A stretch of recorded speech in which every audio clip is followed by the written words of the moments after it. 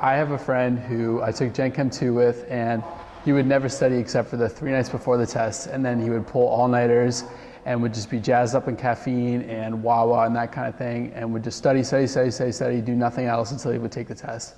And it's just incredibly unhealthy for you, but he was getting good grades, and so it was really hard to get him to change his habits. And so what I had to do was, once I approached him and talked to him about it, he wouldn't listen because he was still getting those A's, but what I had to do was help him create a study schedule and then be there physically with him each and every night to make sure that he was sticking to that 2-3 hours a night the week before the test instead of just the last 3 nights.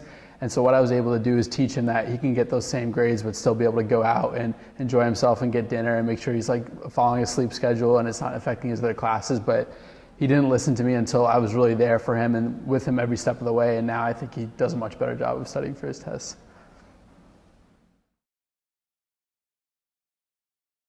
So one time I was in the undergraduate admissions office and someone was looking pretty lost outside of the building with their family. When my friend went over to ask if the family needed any help or directions around campus or anything, the family said nothing. They instead reached out to a white student saying that they didn't want help from any townies. The white student didn't stand up for us and didn't actually know the answer to the family's question. So I stepped in with my friend and nicely explained the answer to their question and told them that we were actually students at the college. They then assumed that we were international students, and again, nicely explained that we were from California and Virginia.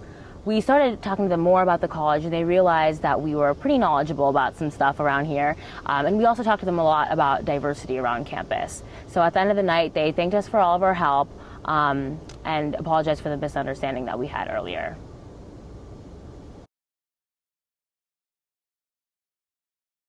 I was at a party my freshman year at a fraternity house with a bunch of friends, and sort of in the middle of the party, I saw this guy pulling this girl I knew towards the stairs. She seemed to be resisting him a little bit. She seemed a little irritated.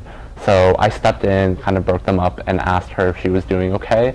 He left, and she thanked me and went her own way.